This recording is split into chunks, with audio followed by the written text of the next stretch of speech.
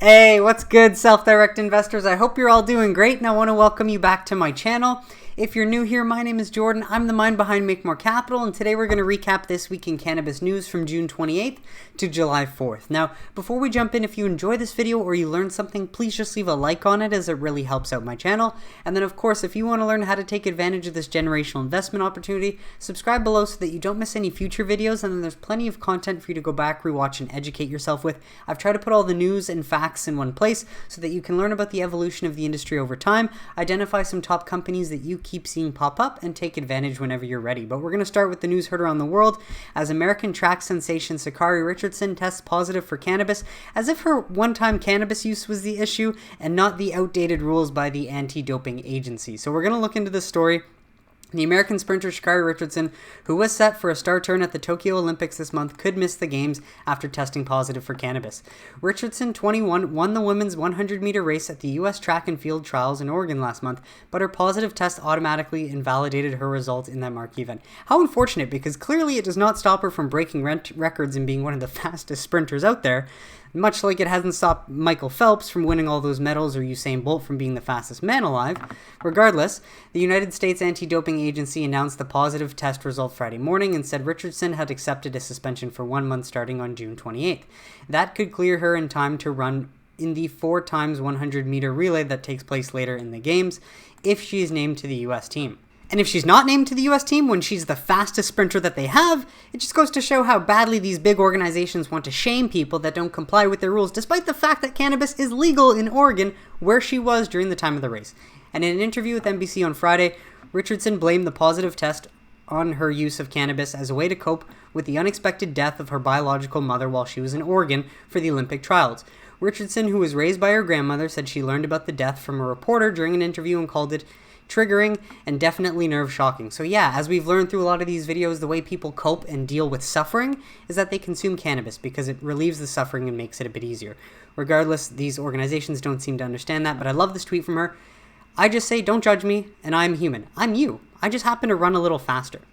She said, adding that she expects some people to criticize her cannabis use. They don't necessarily understand, and I wouldn't even call them haters. No, they're just ignorant, and they don't get it. Cannabis has never touched them in a way that it might have touched other people. And as weird or as woohoo as that sounds, regardless, if you've used the plant and it's benefited you and your personal experience shows that it has benefits, you're going to be for that plant. If you've never done that, never exposed yourself to that opportunity, you're likely going to be afraid of it because it's the unknown to you. Regardless, but get this, according to the U.S. Anti-Doping Agency, cannabis is a prohibited substance because it can enhance performance, yet it poses a health risk to athletes? Doesn't seem to pose any sort of health risk to Usain Bolt, Michael Phelps, or Sha'Carri Richardson. The only risk opposing Richardson is these outdated laws. And then lastly, get this, and its use violates the spirit of the sport. What the hell does that even mean?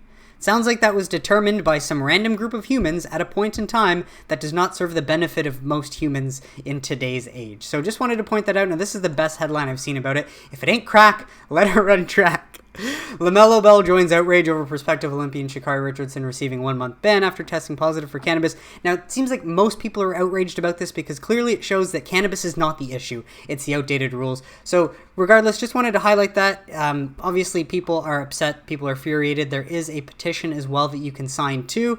In fact, I just paused to go pull it up. Kim Rivers signed this a few days ago, just signed, and it's being passed around by Poseidon Asset Management. It's a way to support Sha'Carri Richardson in hopes that she could still qualify in order to go run, and that maybe the anti-doping agency are going to come around and change their old outdated ways, because that's what we need. We don't need athletes stop using cannabis if it's going to make them their top-tier athletes. We need these old organizations to change their views so that they stop shaming people for being who they are.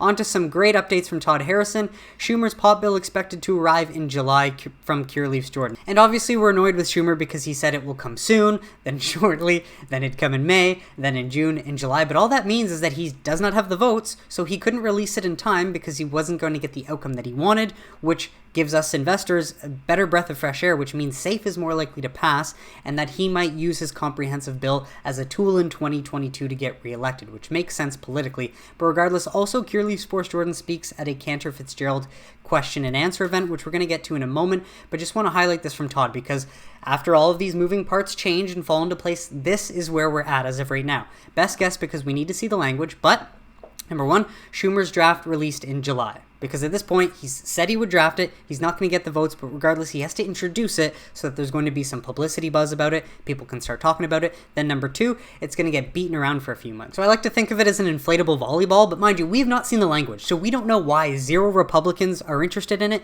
and why even some Democrats are not interested. But we can imagine that it's just going to get basically kicked around as if people are not interested. But what I would hope is that this is going to wake up the American people to really start to make some noise and rally for legalization and make this a 2022 issue. Number 3, then SAFE passes this fall because, again, you got to follow the money, and the money wants in on this industry, which would then, number 4, trigger FinCEN and AML guidance. Now, I do forget what these 2 organizations are, but they would be involved in rewriting the laws and the safe harbor language that would protect U.S. investors and banks from investing and working with these companies, which would be sort of a byproduct of SAFE passing. And then that, eventually, number 5, paves way for institutions and uplistings, hopefully by the end of this year, for U.S. multi-state operators from the pink sheets up onto U.S. major exchanges. Meanwhile, we cannot forget that the tri-state, New York, New Jersey, and Connecticut all just legalized. That's a total population of 30 million people. And in the coming years, we're going to have Maryland, Florida, Pennsylvania, Ohio, maybe even Texas. Who knows? So there's lots to look forward to. Mind you, I did want to reference that chat, that interview. Such a great time talking with 420 Odysseus, who is Pablo Zuanic, one of the main analysts for Cantor Fitzgerald, Wednesday series investor chat. This was a very in-depth hour-long discussion. You can watch the whole thing here at this link. I suggest you watch it. I did on Friday, and it was very informative. Appreciate you having me, Pablo. But some main takeaways here from D. Singh, another great source in this awesome Twitter community, the Twitter Cannabis community. If you're not in it, I recommend you join. But he just highlights a bunch of what Boris is saying. Now, keep in mind, Boris is speaking from Curaleaf, but as one CEO in an industry with many other CEOs and companies also working hard to establish themselves, working with Washington and working with regulators. But Boris, his recap, today's Cantor chat: TSX would be comfortable listing U.S. cannabis MSOs if SAFE Act passes. We, Curaleaf, would welcome interstate commerce. We don't think any cannabis would be grown east of the Mississippi if interstate passes, so that is a thing to consider in the long run. Mind you, why a lot of companies want to try and get cultivation on the western states where it's just warmer weather, where climate is a big deal, and it's just going to be a lot cheaper to run cannabis. But I do not believe that it's all going to go west, because at the same time, if you are doing medical and you need, good research and development, you do want to have contained facilities, and I don't think they're all going to go to waste. But regardless, that's something that he foresees years down the line, so very interesting to keep in mind. We want flagship stores in all key markets. On top of that, half of Cali brands are struggling apparently right now, according to him. Focused on wellness and recreation, 2 brands, Select and Curaleaf. Select is now in 18 states, which is Curaleaf's main brand. Happy with progress of our brand strategy. Great results with their Planet 13 collaboration, and cost prohibitive for celebrity endorsements. They continue to be a huge bull on the US market. Portugal leading adult use legislation. 4 out of 6 German parties want vote for adult use legislation, which is great because I've been covering that too. So that is, the latest up-to-date news that we've got. Our timing in Europe, according to him, with Curaleaf and their investment in EMAC was perfect. Learning the marketplace in Europe. Cura wants to be a dominant player in Europe, scaling grow capacity in Portugal and Spain. They didn't want to pay a big price for Virginia. The person with the best relationship in Florida is Kim. He did apparently bid for Harvest 3 years ago, asking for $500 million, but was turned down. It's a good deal for Trulieve. He paid less than $375 million for equivalent footprint. He's obviously just trying to flex there, but regardless, what she did was good for her. Our industry cooperates with each other. The large institutional investors are not playing in the market yet. But he adds to that in the interview that at least they are starting to do their research and starting to do their work. The fundamentals of this industry could not be better, which is 100% true. He adds, I actually paid for my stock and haven't sold a single share. As Boris Jordan referenced in that interview, he put $400 million of his own cash into Curaleaf shares. Tremendous amount of upside coming. Adding, he's been talking to new billion-dollar investors every day, and they are doing their work, mentioning that he's been on multiple calls every single day with new investors explaining the opportunity. The growth play is still in play. Some softness in the last month and a half as people are spending on new travel, and as Curaleaf, their goal for the rest of the year is to open 6 new stores in Pennsylvania, 8 new ones in Florida, 4 new ones in New York, and 4 new ones in Arizona. Plus, New York will have a cap on grow capacity. We would welcome wholesale in Florida, seeing some price competition in Florida, margins still healthy in Florida, pretty comfortable in all states, and they expect to do over $100 million or more in revenue from Florida, Massachusetts, Arizona, New York, New Jersey, Illinois, and Pennsylvania. So this was just a great recap of it. Obviously, if you want to watch the interview, it's right here. But again, this is not me pumping Curaleaf. This is just me using the perspective of Curaleaf's chairman, providing us with all this information, and then you can use that to sort of base how other companies in the same industry are doing, whether they will face the same problems or whether they're actually, accelerating in the same sort of way Curaleaf is. It's just a matter of you knowing what you're invested in, doing your own research in your own companies, and staying on the ball. But good news, as activists see momentum as 3 new states legalize, not just activists, America sees momentum as 3 new states legalize. So this past week was really monumental, as residents in Virginia and Connecticut will be allowed to legally possess and use cannabis for recreational purposes after lawmakers in those states approved new measures earlier this year. In South Dakota, a voter-based ballot measure legalizing medical cannabis takes effect. The newly effective laws bring the number of states where recreational cannabis is legal to 18. 16 other states allow cannabis use for medical purposes, but not for recreational purposes. So this past week, as of Thursday, July 1st, 3 new states, just like that, overnight, become legal. It speaks to the momentum that is taking place in the states, that is sweeping the country, that hopefully will be a sign that federal reform is not far away, says Stephen Hawkins, executive director of the Cannabis Policy Project, a pro-legalization group. So this is just great to highlight that the momentum is picking up. And again, I think that the more the politicians show that they don't really care about what the people want, the louder the people are going to get. And I can't wait to see this unfold. Now, if we head over to the Office of Medical Cannabis Use in Florida, this last week we noticed they added about 3,025 new patients, bringing this total up to 582,883, while their qualified physician count does not grow nearly as fast as their patients. It's not a bad thing, because there are a lot of people in Florida, 21.5 million, but as of right now, there's only 582,000 that have a medical license. Think about how many more they can convert from opioids over to cannabis over time. And if we see here, Harvest opened up a new location, as did Liberty Health Sciences, but if we go down here to check out all of the companies in Florida, and if we look at sales from June 25th to July 1st, Trulieve leading the pack again. Obviously, they are the Florida leader, but 78 million milligrams of THC sold and over a ton of smokable flower sold again. Other companies behind them continue to grow strongly as well. And if you can notice here, Bluma has become Sunnyside, as Cresco Labs has closed on that purchase. But regardless, just shows that the growth is strong, again, week over week. And even in summer, when in Florida, people want to typically head to some cooler climates because it's just too darn hot, they're at least bringing on 3,000 patients a month, and selling a lot of cannabis, as they typically do. On top of that, Trulieve completes acquisition of cannabis retail license for dispensary location in Massachusetts. So as Trulieve now has their big footprints in Florida and Arizona, they want to expand into Pennsylvania and Massachusetts, some of these other states that they do have a smaller presence in. So announcing the completion of an asset purchase whereby Trulieve acquired a licensed adult use dispensary location from Nature's Remedy Massachusetts, Inc. in Worcester, Massachusetts, for a total consideration of $13.5 million, satisfied through the payment of $7 million in cash and the issuance of 237,881 subordinate voting shares of a company.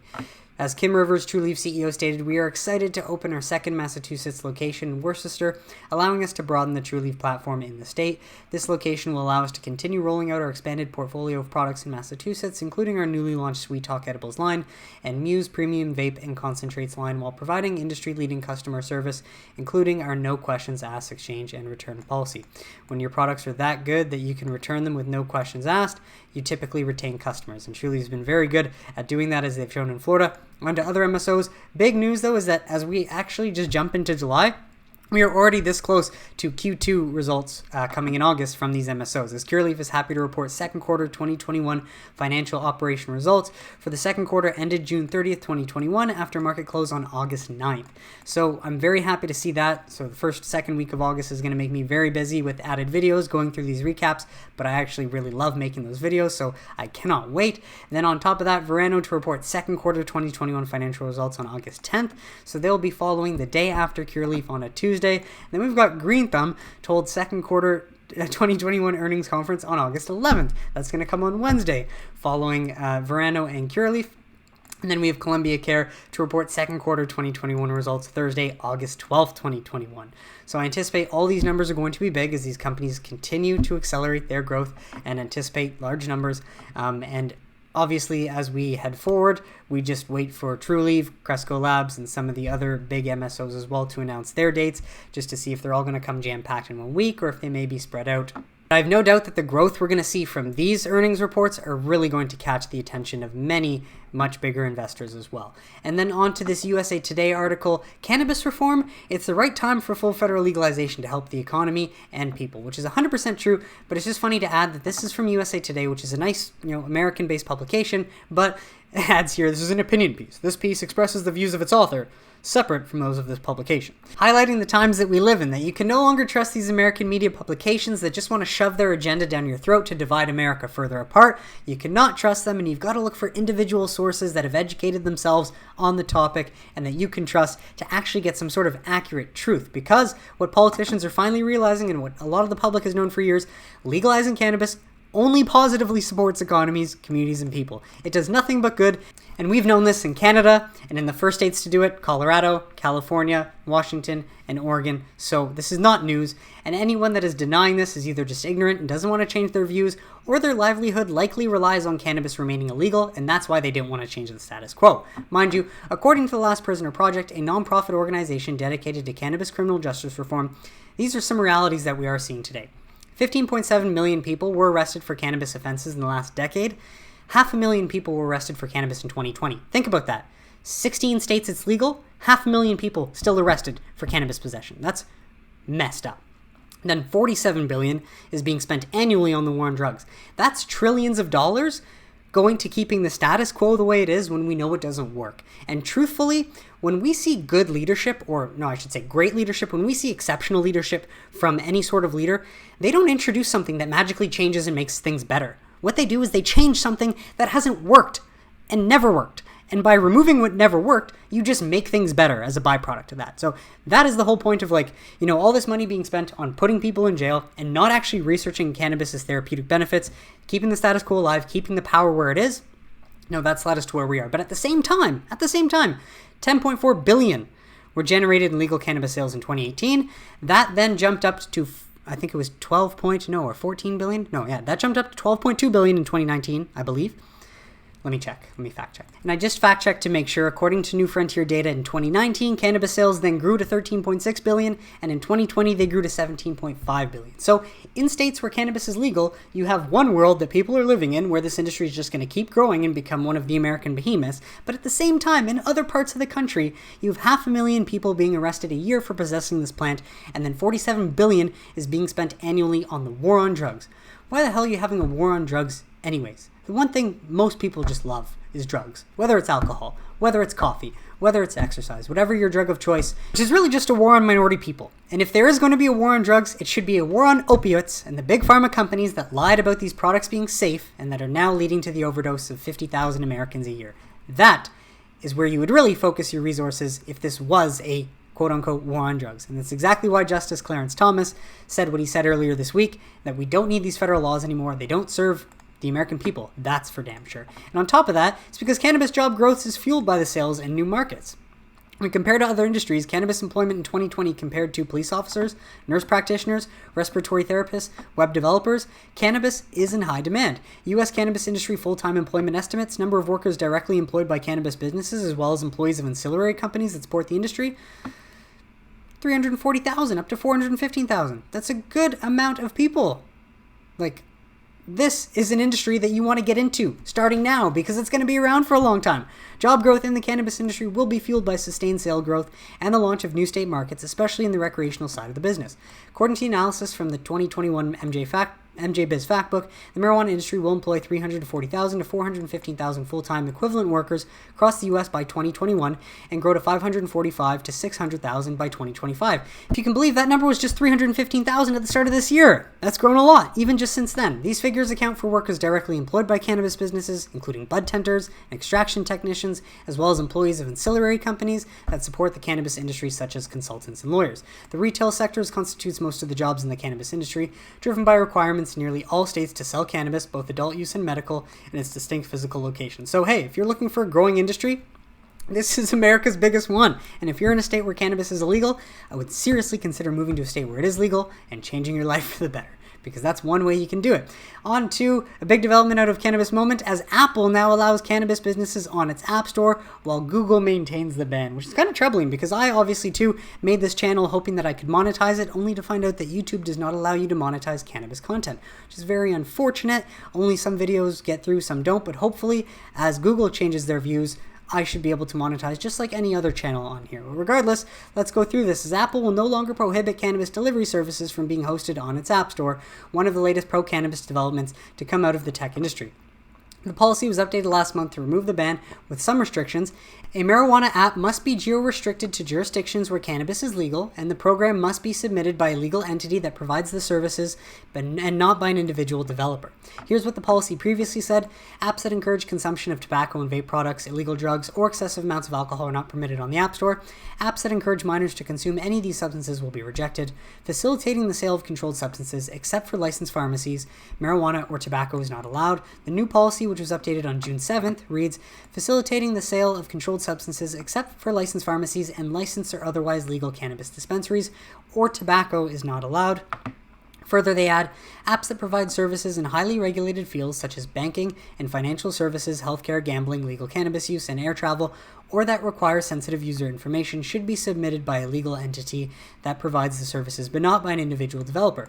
Apps that facilitate the legal sale of cannabis must be geo-restricted to the corresponding legal jurisdiction. While in contrast, Google's Android App Hub updated its policy in 2019 to explicitly prohibit programs that connect users with cannabis, no matter whether it is legal in the jurisdiction where the user lives. So it's great to see Apple getting behind this cannabis movement too, because at the same time, they must have a lot of users and customers in places where cannabis is legal, so they must start appealing to them. But at the same time, big props to Apple for using the root word cannabis, a medical plant with therapeutic benefits, as opposed to marijuana, this doublespeak term created by racist American bureaucrats in the 1930s who knew that Americans were afraid of the Mexican immigration problem, and by naming the plant something Mexican sounding, they could pass policy that would make the plant and its use illegal, and that they could further then target and criminalize the people, minorities, who are actually using it. If you don't know the history, that's okay, but that's why I stick to using the word cannabis, because that is really what that plant is, medical plant. Hemp is the industrial one that does not get you stoned. Using the term marijuana just further confuses people that have not educated themselves and that simply just won't educate themselves. And it keeps them conflicted and not sure because they don't even know what marijuana is. And that is why you see media outlets continue to use marijuana and not necessarily cannabis. It would be great if we see more. Hopefully that's something that comes in time. And lastly, a big first half for cannabis ETFs. The 3 best performing ETFs in this industry all gained more than 40%. But keep in mind, some of the highest gaining ones had a lot more Canadian LPs than US MSOs, and why going forward you might want to consider the ETF that has the most US cannabis companies in it. The Amplify Seymour Cannabis ETF CNBS is the leader with a return of nearly 48%, but the ETF MG Alternative Harvest ETF MJ, the largest fund in the space, and the Global X Cannabis ETF POT X are not far behind. The Cannabis ETF THCX also returned 37%. Now, this is where I want to actually agree with the author here. US-based cannabis companies continue to struggle and are still where I believe the greatest opportunity lies. I agree with that as well. The AdvisorShares Pure US Cannabis ETF returned a comparatively modest 10% as international markets such as the UK and Canada remained ahead of the US in terms of both growth and legal status. But why? Now, keep in mind, the UK is not ahead in growth and legal status. Canada is. But growth numbers, if you look, Canada did $2.6 billion last year in sales. The US did 17.5. So why on earth is all the money going to these, companies that seem to serve international markets? It's only because most of the Canadian LPs in Canada can uplist on major US exchanges because in Canada, cannabis is not federally legal. That is the only reason. So as the US starts to catch up to the world, I expect the performance trend to reverse and funds such as MSOS to begin to take the lead. I completely agree because if you look at all these two, we can see the year-to-date return on the right side, and some of them are a lot higher than MSOS. But if you look, the only equity ETF that invests only in the US, notice how these all are global. This last one down here is US, MJUS. You can definitely take a look at that one, but track record-wise, I'm not a financial advisor, don't take this as advice, but MSOS seems like the best ETF that is a pure US MSO cannabis play. But regardless, this one has not returned the best so far, but remember, past performance is not indicative of future results.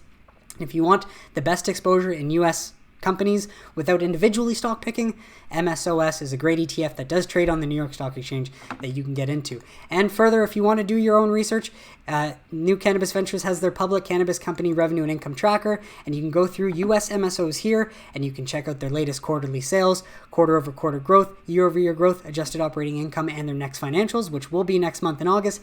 And you can see the Canadian companies down here, which have not fared nearly as well financial-wise, and this is why when you focus on the fundamentals, these top MSOs are the healthiest cannabis companies out there. So just wanted to bring this to your attention in case you did not know where you could find some good resources to look through these companies.